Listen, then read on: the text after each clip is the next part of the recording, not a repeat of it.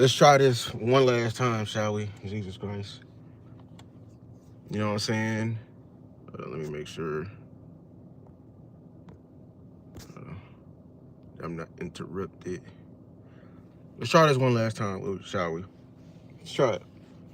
You feel me? All right. Coming in.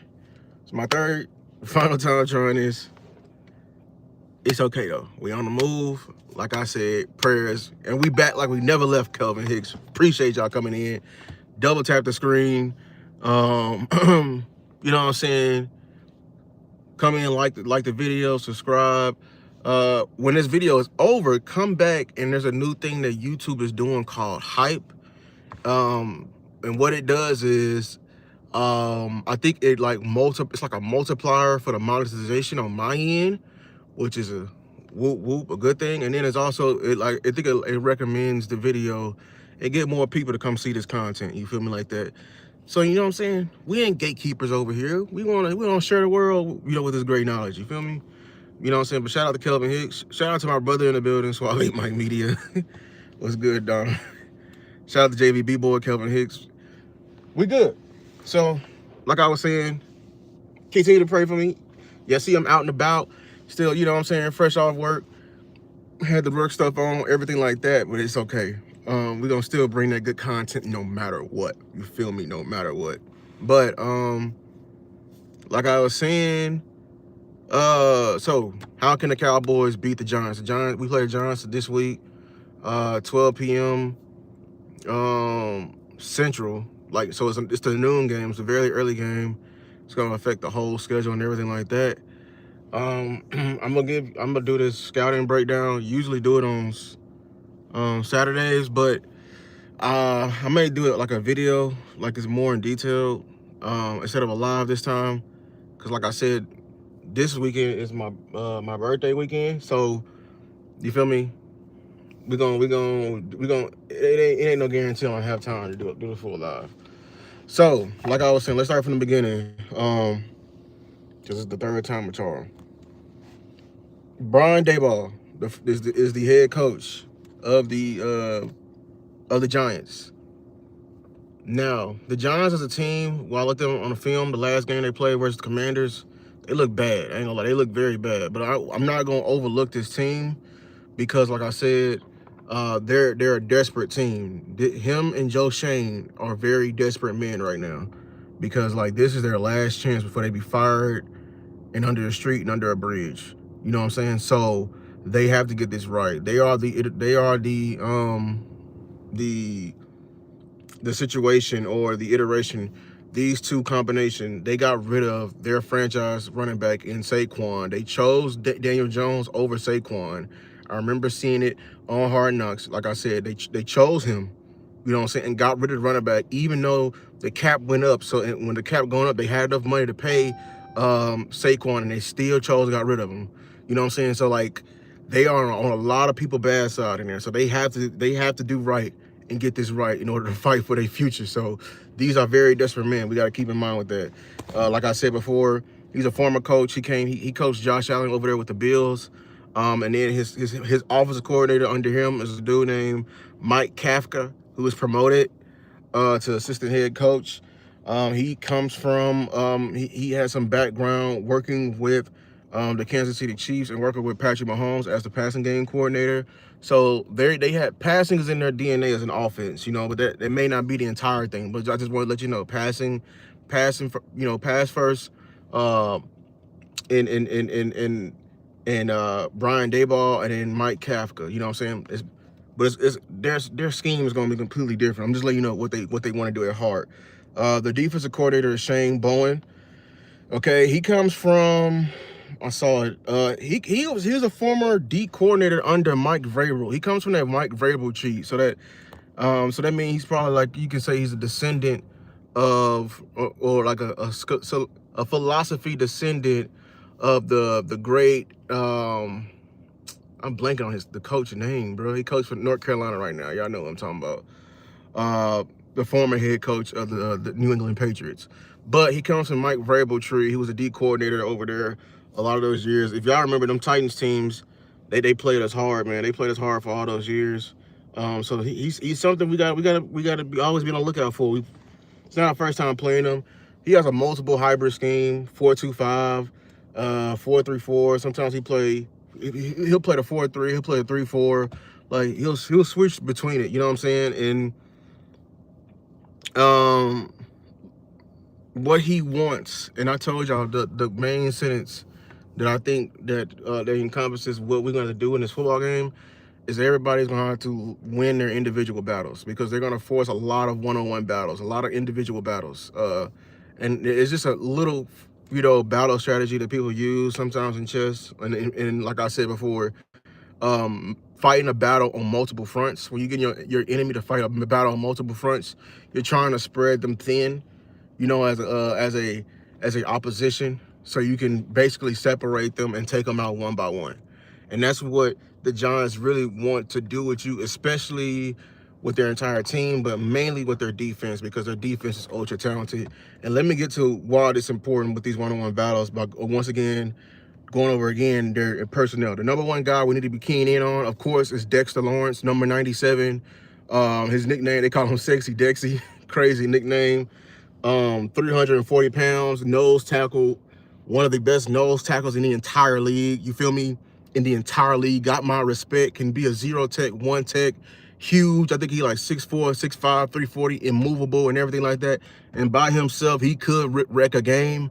But he's somebody that we definitely gonna have to like keep an eye on. I remember last year we always kept the zone side of protection, which means we always kept 2 offensive linemen on him at all times, but it's going to be even harder this year. That's why it's important that we key in this year of what's going on. The other D tackle when they go into 4-3 is it's going to be a combination of the rookie they got that I really love coming out last year, or this past year in the 2024 draft. If y'all was following me, I love Darius Alexander, the 3-tech that came out of Toledo, the fast, quick guy. He had a very good combine. I think he ran like a 4.7. Like he was one of those athletic D linemen that went like with the viral numbers showing how athletic the defensive lineman was. He was a very athletic dude, and you look at his film was good. He played at Toledo with Quinyon Mitchell, I think, the Eagles defensive back. So like 2 years ago, he was on they was on the same team. But you know what I'm saying? The Giants they draft well at D tackle. They always have good D tackle play. I don't know why the Cowboys never just sit back and just study your enemy, because the way the Giants do it is how you do it. They already got another D tackle, and they got Darius Leonard, and you know what I'm saying. So not Darius Leonard, Darius Alexander. So like Darius Alexander's gonna be sitting behind Dexter Lawrence learning, and then they brought in another vet who's the other when they go to 4-3, who's the starting D tackle, Roy Robertson Harrison, which is a veteran guy. Like, you know what I'm saying, they got great guys, vets, and now they just ushering in, you know what I'm saying, and they're just rotating and keeping the steady torch of interior D lineman play, and they just phenomenal with it. I gotta tip my hat off to you know what I'm saying, to New York with that, because they do a great job with that. But we need to pay attention to the main part where I say we're going to have to fight a battle, win our individual battles, is their defensive ends. They got the best edge room in the entire league. The best edge room in the entire league. I'm telling you that right now, the best set of defensive ends we'll ever play. This is going to be a test for the making. If you're coming in, make sure to double tap the screen. We got 20 people in here, got 9 likes. I need to get that up to 17. You feel me? Get that up to 17. We got, just a little housekeeping. You already know what it is. It's all it is. Come in the house, take off your shoes. You feel me? We just clean the carpet. That's all I'm saying. You feel me? Like I said, the defensive end room, our tackle is going to be very much so tested this week, and this is going to be probably the hardest test from an individual aspect that we're gonna face all year.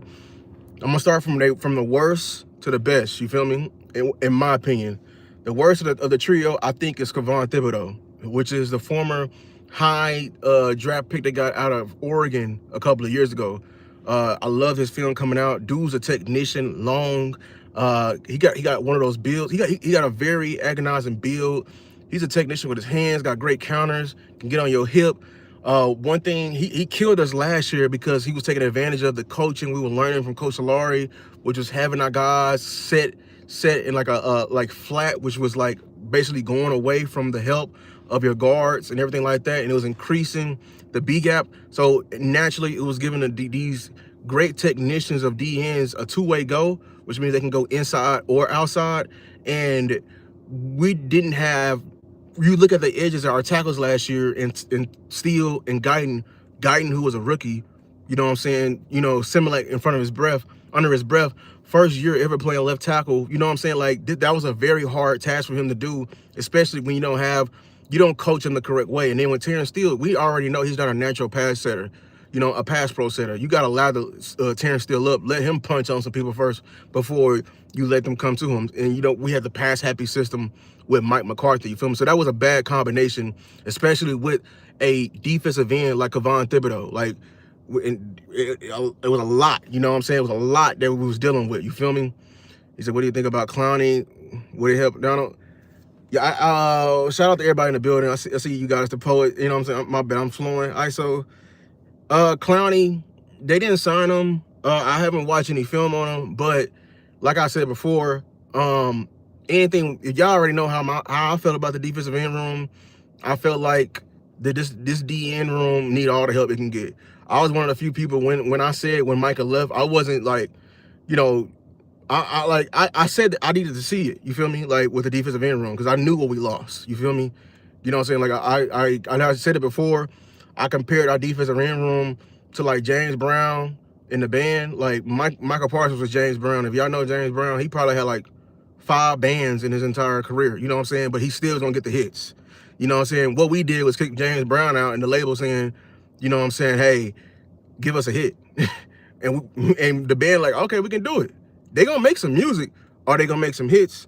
You know what I'm saying? So that's what I feel like. What I feel about with our defensive end room now. Now that there's no guy that you could just count on at any moment. The best thing they can do is work. The best thing our defensive end room can do is work as a group. That's what I can feel. I honestly feel like, and I tweeted it. I said, these guys, if I was them, if I was their coach, if I was White Card, I'll tell them stop rushing for sacks. Y'all not good enough to get sacks on your own.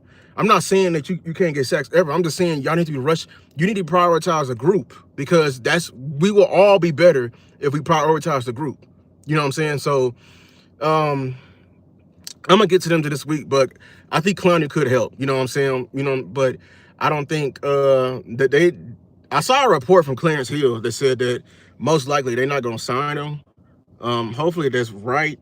You know what I'm saying? But I know he walked out the building without a deal. And usually when you bring people in for a visit and they walk out with a deal, especially in Cowboy land, it's very unlikely before we'll see the deal. And Clarence Hill reporting that, saying, hey, yeah, he's hearing around a building that you know what I'm saying, it's most likely not gonna happen, which I don't like. You know what I'm saying? I want them to get somebody. I feel like Jadeveon Clowney can be what's the guy that we got last year? He can be the exact same DN we got last year. I'm blanking. The vet we got last year, we brought in, he had a pretty good year. We need all the help we can get, you feel me? But you know what I'm saying?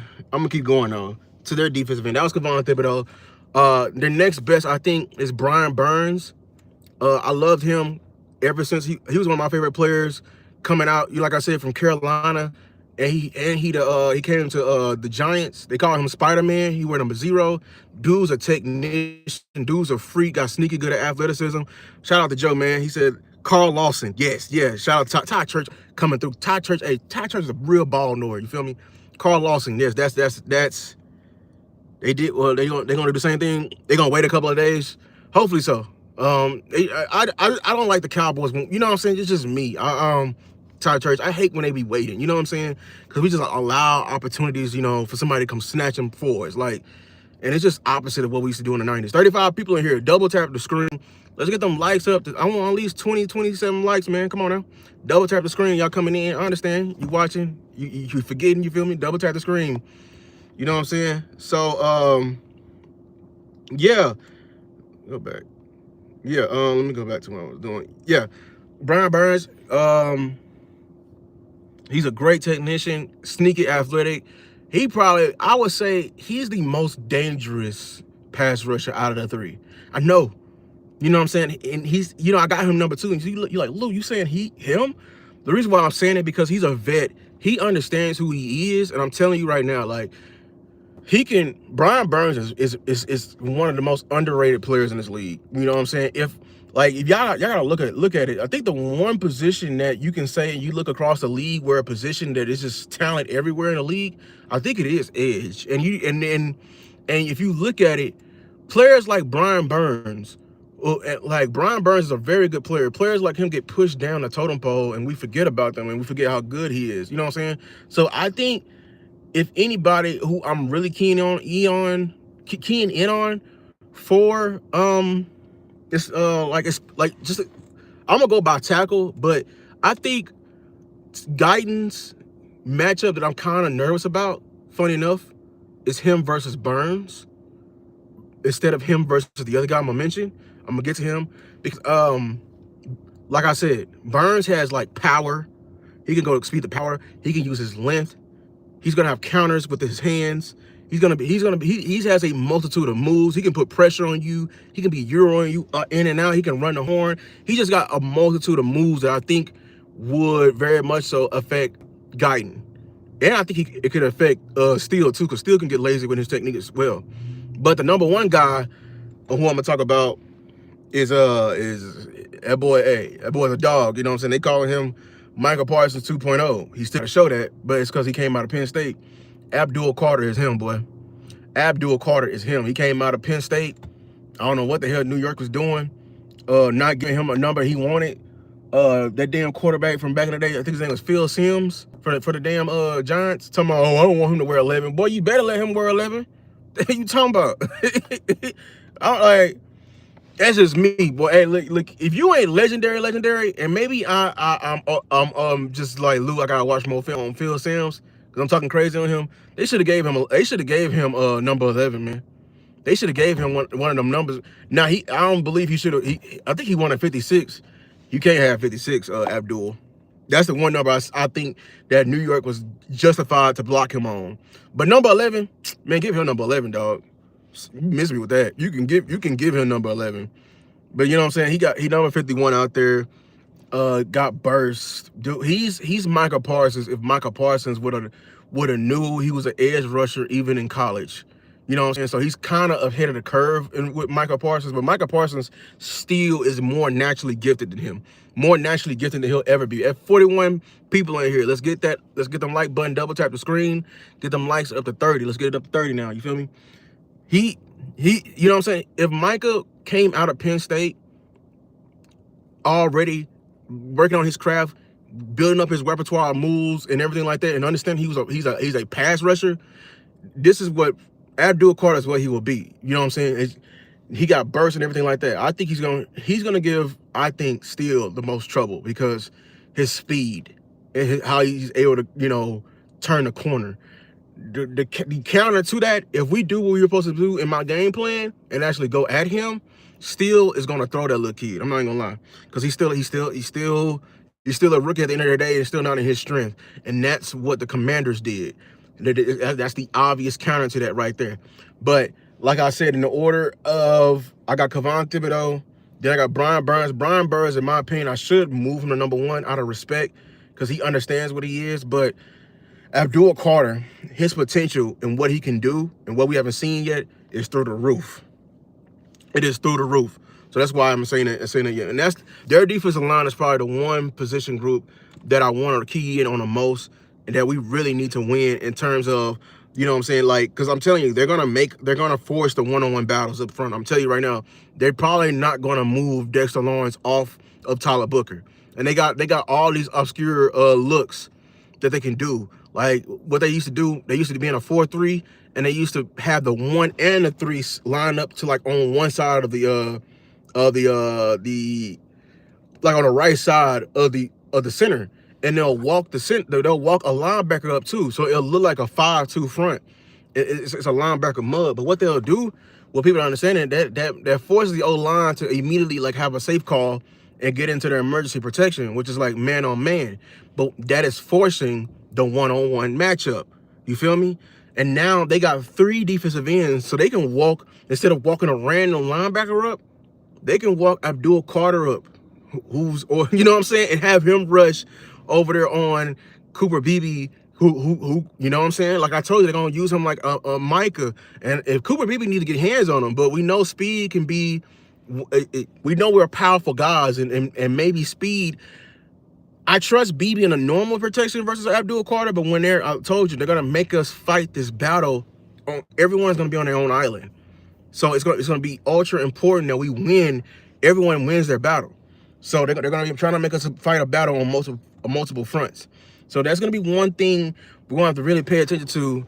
As far as their linebackers and they back end, be honest with you, I'm gonna get their names in a little bit, but I mean, like when I probably want to do the video, they don't scare me at all. I think one of the guys was Javon Holland, a safety. They're look, man, they Washington absolutely torched they back in, and that was the one thing I feel like the schematic people, they gonna love the film, and they gonna say that's what we're gonna need to do this week. If we have a lot of like purposeful motions and a purposeful eye candy for them, that's what held their defensive line and their linebackers, man. What the Commanders did was, like, I give Cliff Kingsbury all the praise in the world of what he did, and I'm gonna hate it when we play him. He had a bunch of, like, you know, like I said, eye candy, orbit motion, and everything like that, and they just made them defend every blade of grass. So they saw that, hey, they may make us you know, fight this battle on different on all fronts and make us play one-on-one, but we're gonna do all this RPO. We're gonna be holding linebackers. We're gonna be reading Mike's wheels and Sam's. We're gonna be taking advantage of your safeties. We're gonna be having a quick pass game. We're gonna have some lateral game. Like, they made them defend every blade of grass, and it slowed down the rush and made it insignificant. And most importantly, they ran the ball. You know what I'm saying? With the running back, the 7th-round running back they got out of Arizona, who I wanted, Krosky Merritt. And like I'm telling you, I think Washington may have found one with that one, because they believe it. That's what made them get rid of their 1st-round running back. 40 people in here. Let's get them likes up, man. 10 more people. Come on, get the likes up in here. You feel me? So Todd Church is right. Yeah. See, so that's the game plan for the offense. I'm telling you right now, people gonna hate it. We need to run the ball. We have to run the ball. We're gonna have to run the ball. This is a pass rushing team. And if you want to know how to slow down a pass rush, you have to go at a pass rush. Make them lighten that hand. If you go at Abdul Carter, who's the rookie, you can run on Dexter Lawrence. Let me say that. You can run on Dexter Lawrence. It's on the film. Like, we were moving Dexter Lawrence, you know, I don't want to say pretty easily, but we were moving him at a pretty fair amount last year. And we have Booker. So let's continue with that gap scheme. Let's go at them. Let's go at Brian Burns. Let's make them. So when it's time to go into the play action, now it's time. I don't want to hear no excuses, Brian Schottenheimer, about who's in a game plan for what week. You better be throwing the ball at Pickens this week too, because both them corners and safeties, they can't hold us. They can't hold us. I don't know what you was doing this week, what you were saying. You need to use both CD and Pickens this week. You need to use both. But in order for us to do that, we need all 11 people blocking up front. If we can get a very respectable, if we could get a run game like last week, I think last week was a great. That's gonna be my baseline for a run game. I think people I want us to run for 150 yards. No, I want what we did last week. See, how I want the Cowboys to call the game is to be in the flow. We were in the flow last week versus the Eagles, and you saw it. We were moving them, and we were getting gashes, and I was like, hey, now it's time to gash them with CD and Pickens. You feel me? You know, shout out to everybody coming in here. Make sure to double tap the screen, man. Let's get them likes up. We got 54 people in here, man. Let's go up there. You know what I'm saying? So, yeah, you said your boy Blue. Hopefully he plays, man. But I'm not. I'm feeling different on that, because, like, part of me is like, bro, I be watching the interviews every day with Shotty when he get up there. It's just like, I don't know. Great show about I'm all over the place, but this is what I mean by that. Great show about Star and Boss last night. They talked about it, because, like, I think the politics have definitely shifted, and I noticed it of, you know, Shotty of how he was talking about certain players during the camp, and how he's literally repeating the same, like, trigger words and everything like that. So, you know what I'm saying? I want to see Blue. I need to see Blue, because we need to put on display the Cowboy Nation for if we need, and we most likely gonna need to trade for another running back, because we need a running back in here. So you know what I'm saying? So is Blue not gonna run? I mean, I don't know, because like yesterday Jerry called on 105.3 the fam, you know, regurgitating what he heard. And if y'all don't know, like, I kind of believe Jerry, because y'all know Jerry and Steven, they always involved with the football operations. They have a meeting every week. Like, they'll literally sit down in the meeting that Shotty's having with other coordinators, and they'll release news, injury, y'all, you know, they'll release injury news earlier than what it was and everything like that, you know, ruining the gamesmanship in sacrifice of publicity. You know what I'm saying? So he keeps saying what he wants to see from Blue and Mozzie is consistency and everything like that. We know Blue.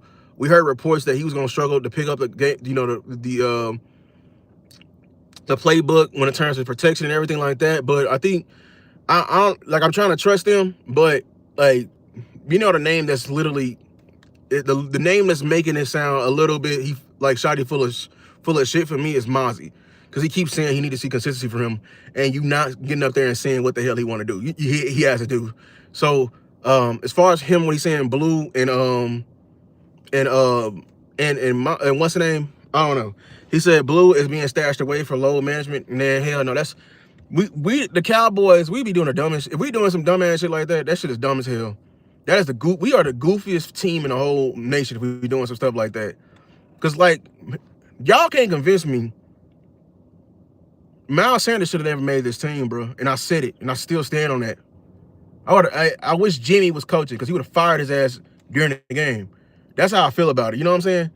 Like, he said Mozzie is another Michigan talk man. I don't want to say I'm done defending Mozzie. I know Mozzie's ready to go. I just hate that they hold him hostage, because I think what's happening with Mozzie, and y'all ain't gonna like it. I think this is Zeke from last year 2.0.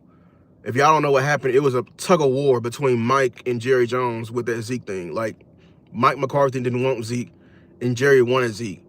And we saw how ugly it got. Like, Rico being sick randomly before a game and shit like that, or being torn, you know, him missing meetings and everything like that. You know what I'm saying? Like, it got ugly because people wanted to be an ego thing. You know what I'm saying? But claim, you know what I'm saying, you wanted to win football. It got ugly real fast. And I don't want, like, I was defending Mozzie, but if we having another situation like this with Mozzie, trade him. I'm not even saying let him go. It'd be dumb for us to let him go. We need to get some ROI for our players. Finally, can we get some ROI for our players, man? Get something back. You know what I'm saying? But like I said, like, that's why if y'all want my true thoughts, I'm not gonna lie. How I feel about Shotty right now, I'm hearing what he's saying. I'm glad he's calling a good game. But as far as talking to personnel, I think their whole coaching staff is full of shit. Be honest with you. It's just full of shit. You know, it's not because I have preferential treatment. It's like, you're saying these guys are inconsistent, and you're saying other guys were consistent, and I'm saying the ultimate test, can we see it in the game? Can we see it in the game? Because, like, you saying all this shit on Mozzie, boy, y'all must be having some hell of a practices. Because even in the preseason, we barely saw Mozzie. You feel me? You know what I'm saying? Like, you know what I'm saying? So, and then before and I keep mentioning old dude and Andrew Booth, he finally gone, but when Andrew Booth was here, he was looking ass, and you over here talking about he's showing consistency. You feel me? That's all I'm saying. That's all I'm saying. Look, all right, look. I'm a man. Well, y'all already know what I'm saying. I'm a man of patterns and science. Once they start contradicting, I can't unsee it. I'm gonna leave it at that. Hopefully we do the right thing. You know what I'm saying? With the guys, I just want us to win. Hopefully they are right. You know, it's a lot of stuff we're fighting right now. Like, you know what I'm saying? Shout out to look, can we be honest with y'all? Like, how the hell is Sanborn starting above Maris? Sanborn, who wasn't even starting in Chicago, comes to Dallas, grabs the amazing blue star, puts it on his helmet, you know, the gray helmets, and now he's a starter. He wasn't a starter when Eberflus was the head coach, but Eberflus gets a demotion, and now he's a starter versus a Maris who was a legit starter last year. You know what I'm saying? And then you talking about it's all about consistency. We all saw that Rams game. We all saw that Rams preseason. We also Maris literally retired from preseason after the first 2 series. We saw that preseason. You feel me? We saw that preseason. Maris was killing folk. Maris is out there killing folk. And now he out there running down on kicks. You saw him killing folks. You saw Blake Corum literally like back the ball down because he was literally like you know what I'm saying? He heard la la la la. You know, he heard them footsteps, you know what I'm saying? In the creeping in the dark, all that from Maris. And you said, yeah, that's gonna be my R1 on kickoff. Really? And we barely saw Sanborn? Yeah, Shoddy, you're full of shit. Full of shit, in my opinion. That's just me. We're gonna continue to let it play out because it has only been 1 game, and I'm trying to let it, you know, I'm gonna let the film, you know me, I'm not a numbers person. I'm gonna let the film build up, and when the film start overflowing, once the cups start overflowing, then I'm gonna throw that in your face. This is how many lies you didn't fill it up from me, Shoddy. You feel me? Is I understand the Blue situation. If Blue were to miss a blocking assignment and Dak get knocked out season on, I'd rather he learns block. I know. And I understand that T great to them. That is very much so important. But here's my thing. This is can I tell you another contradiction on that? Don't have him out there blocking. And I know they'll give away tendencies, but we're already doing it right now. You didn't notice that? In the first game, name me a situation where Ferg was out there blocking. Ferg was only in the game in passing situations. When it was time to block, you actually saw span forward and Schoon. That's a tendency. And how and see, I'm the only one picking up on this because this is what I want from my team. Because I knew it. I predicted it. If y'all was to see the Ferg interview before the Eagles game, he was talking about, oh, I'm just excited, man. Like, we're gonna tear this up, Pickens and CD and everything like that. Like, cool. He got paid. He finna turn up. And there, you know, and everybody like, oh, he cool. Oh yes, Ferg. And I'm over here like this, like, so Ferg, what about your blocking? It get real quiet. Oh, blocking schmocking, Lou. Blocking hell with that. Last time I checked, you played tight end. the fuck? You are an extension of the offensive line and the receiving room. You got 2 jobs, my guy. Why are you only talking about 1? And you got the Philly game. I understand why you was talking about 1. Because they didn't have your really doing the other. You feel me like that? So, you know what I'm saying? Like, hey, like, I agree. I know Blue needs to pick up on a playbook, but all I'm just pointing out the contradictions. Yeah. I'm the friend that loves you, but you hate, because I'm gonna point out your flaws so you can get better. You feel me? So let me get back to it. To the offense of the New York Giants. We already know the defense and what we gotta do. We gotta run the ball. The offense of the New York Giants, of course, Russell Wilson to start out. I don't know about their quarterback situation, and this is what scares me. What scares me is like that they actually might whip out Jackson Dart, you know what I'm saying, with us, and we're just not prepared for him. And it's just the thought of him, because I heard reports, and I gotta go back and look at the film. I'm looking at the film even more, that he was looking pretty good in preseason. So that's an element of surprise, and he can also run, which I'm pretty much scared of. Y'all saw my latest short I put out of how, like, you know what I'm saying, mobile quarterbacks kill this bend but don't break scheme of ours that Flus inherited from Ron Marinelli, because we're just sitting back and just letting stuff come up underneath. And as we're letting stuff come up underneath, the dual threat quarterbacks and Jalen Hurts was just taking advantage. Like, Jalen Hurts literally beat us last week with his legs and his legs alone. That's the only reason.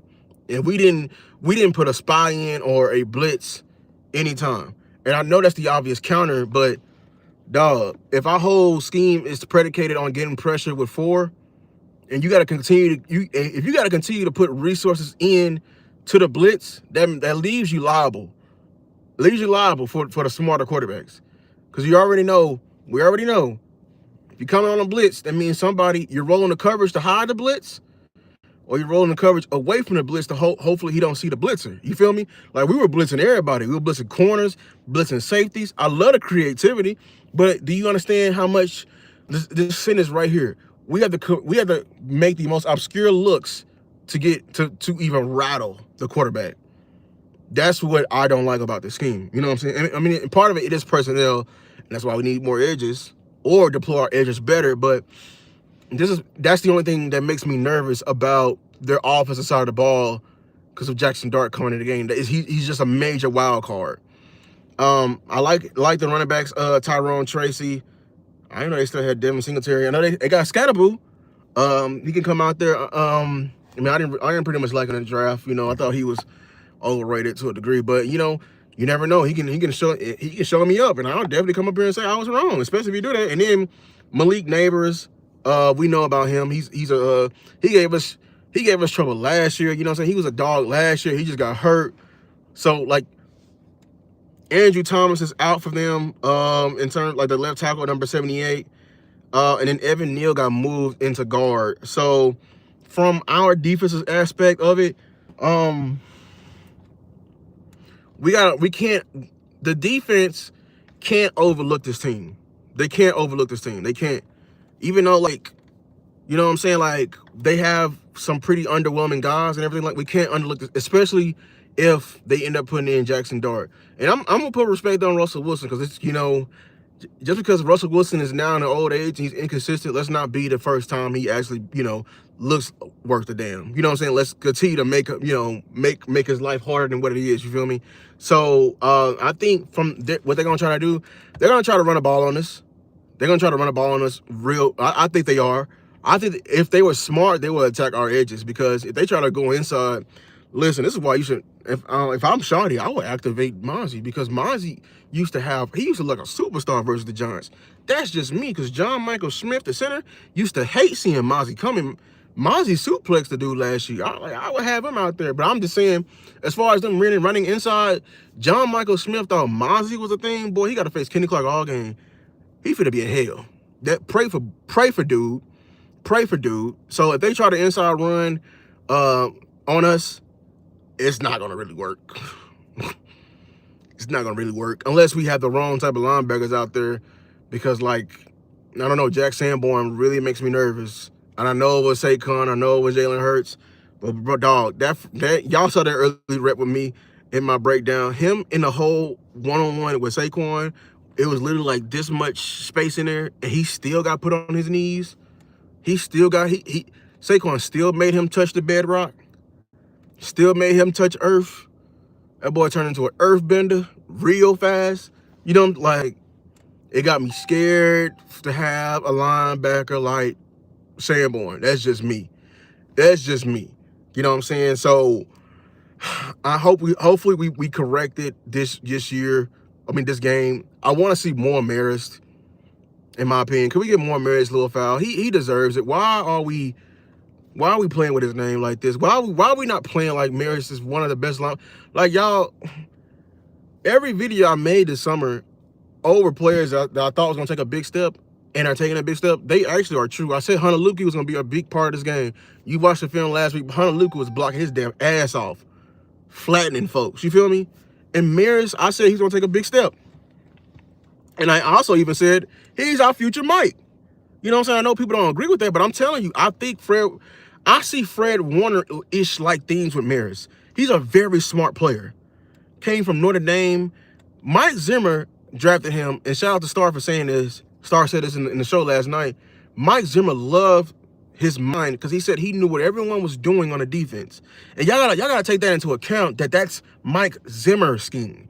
Y'all remember what Mike Zimmer's scheme? It was a fluff scheme. It was a smoke and mirror scheme, which means sometimes when he was giving them the calls, he was giving them 4 calls, so because they had the disguise one way, and their responsibility was somewhere else. So he was rocking and rolling safeties. He was mugging A gap and having him either you're taking a running back, or if he does this, he was giving, like, in order to run Mike Zimmer's defense, you have to have either really good instincts or be very smart just in general. You know what I'm saying? And in that type of complicated defense, Marist Liufau he was in the zone. He knew where everything was going, and then he has the athleticism to even keep up. So I think it's just me. We should, Maris Lewis need to be playing more in this game. You know, Maris Lewis needs to be playing more in this game. You feel me? So all in all, I'm finna get up out of here.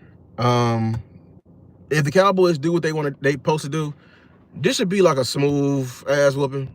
It ain't gonna be no crazy ass like we did before, unless like something crazy happened like again, like we blocked they kick. But it should be like we were good enough to if we did what we were supposed to do last week, we should have been feeling about like a touchdown and a half. You know what I'm saying?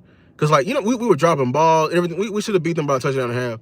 If we do what we're supposed to do this week, we should win by like 10, 17 points, in my opinion. If we do what we're supposed to do, we catch the ball, we handle our one-on-one assignments and everything like that, and we actually play who we're supposed to play. Like, you know what I'm saying? Or deploy who we're supposed to deploy, give less reps to we're supposed to give less reps to, eliminate the politics, call it great, continue to be play sound football, limit the penalties and everything like that, and do our jobs. Yes, like we should win by at least 17 points. Because this team is not good, but they have a lot of factors that you can't overlook with them. So I very much so respect this team. But I'm gonna get up out of here. I think we're gonna be going live tonight. Make sure to turn on the notification bell. Hit the like. 48 people in here. Last two people, 48 people. Hit the like. Double tap the screen. When this video's done, there's a thing at the bottom. It's called hype. Make sure to hype this video. Like I said, it multiplies the monetization, and it helps this video get out to the algorithm. I appreciate y'all. I'll continue the hashtag. We're trying to get did we have any bad penalties last game? Bad penalties.